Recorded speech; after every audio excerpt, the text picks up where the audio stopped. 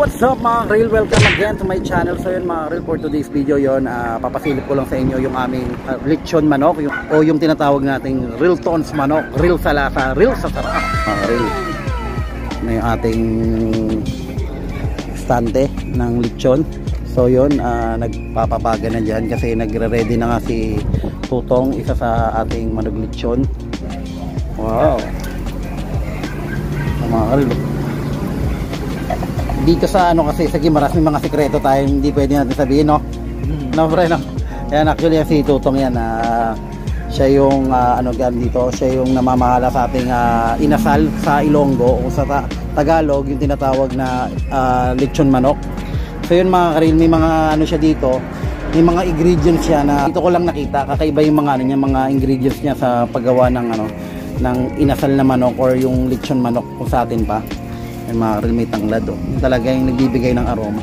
Kasi pag may tanglad, no, pre, no, parang iba yung ano niya, yung bango, no. O, iba daw yung bango niya. So ilan taon ka na naglilechon, pre? Sobrang 2 taon. Oh, 2 taon na. So yun mga Karil, oh. 2 taon na siya naglilechon, and then nayaya siya ni ano pa kumbaga na yun. Ako pa mga ano, mga 3 taon na. 3 taon ka na yun to? Oh, dahil sa pandemic, no? Nung nag-start ng pandemic. Pero siguro matagal mo na rin tong ano, no, negosyo yung ganyan, no? Or sarili, may sarili ka rin dati or naglilitsyon ka lang din before? Naglilitsyon. So yun dati na naman. So yun, nakausap siya ni Father. Actually mga Karil, nung nakuha tong cart, inayos niya pa yan. Siya lahat nag ano niyan, nagpagana niyan lahat-lahat. And then syempre may idea siya mga Karil sa ano, sa paglilitsyon. So yun ang mga Karil. Imagine, no? 3 years siya nahinto, and then ngayon ulit nagbabalik siya ulit sa ano.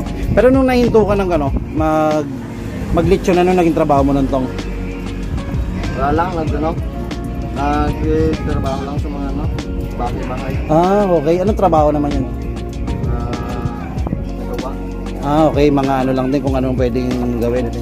So yun mga Karil, after niya nga 3 years daw siyang hindi nakapasok before gawa ka ng pandemic. Siyempre dahil hindi ganun kalakas, di ba? And then yung mga tao no, nagbabawas sa mga tao para magano lang, makapagtipid lang. And so yun, buti ngayon mga Karil yan, makakapag ano na siya, makakapagluto na ulit or makakapagtrabaho na maayos. Yung naayon sa porte niya kasi yung dito siya ano special niya to mga Karil, specialty niya to yung pag-iiyaw. Yan mga Karil, oh. Tingnan nyo naman paano niya minamarine, no? Paano niya talaga masasabi ko talaga iba yung lasa ng ano, ng inasal ng ano, ng Ilonggo o yung mga dito sa Visayas. So yan mga Karil. Bukod sa ano, bukod sa tanglad or yung lemongrass, meron pa siyang nilagay diyan. Syempre hindi niya na pwedeng sabihin 'yon dahil nga specialty niya 'yon. Kaya kung ako sa inyo mga Karil, bumili na kayo dito sa may aming bahay kubo yan. Na ano ko yung amoy saka yung kanya to, gumawa siya ng ano niya mga Karil, may mga ano siya dito, oh, yung sauce niya kakaiba lang, mapapasos Mariusip sa sarap, oh, di ba mga Karil?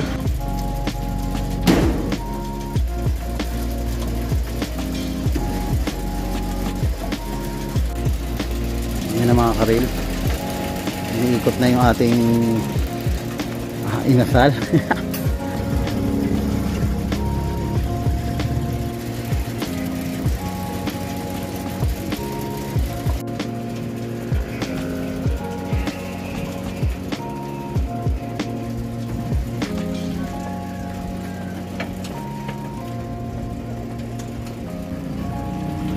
So yun mga Karil, ayun, nakasalang na nga yung ating mga inasal or ating lechon manok. So yun mga Karil, 4 lang muna yung ginawa niya kasi wala pa namang order. So yun, naka-ready lang tayo kung sakaling may mag-order, magdadagdag na lang.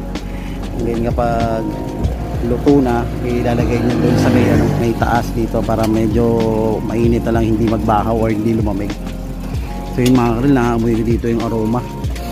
Kakaiba yung ano, yung inasal dito sa probinsya or sa Visayas, kagaya ng Iloilo, Gimaras yan. Iba yung paggawa nila ng ano or iba yung pag-ano nila, pag-marinate nila ng manok. Kakaiba.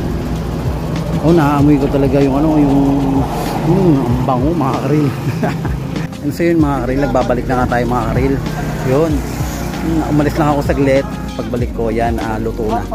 So mga Karil, Pilipino. Yan mga Karil. Pwede na to mga karil. Bali ang order natin dito is 240 lang ang ating isang lechong buong inasal. Isang buong lechon inasal, 240. Then yung ating kalahati is 130. Mga karil, ibang iba yung yung amoy niya talaga. Real talk yan mga karil, sa mga inasal sa atin sa may Maynila. Ayan. Wow. So yun mga karil, susunod na naman to nila.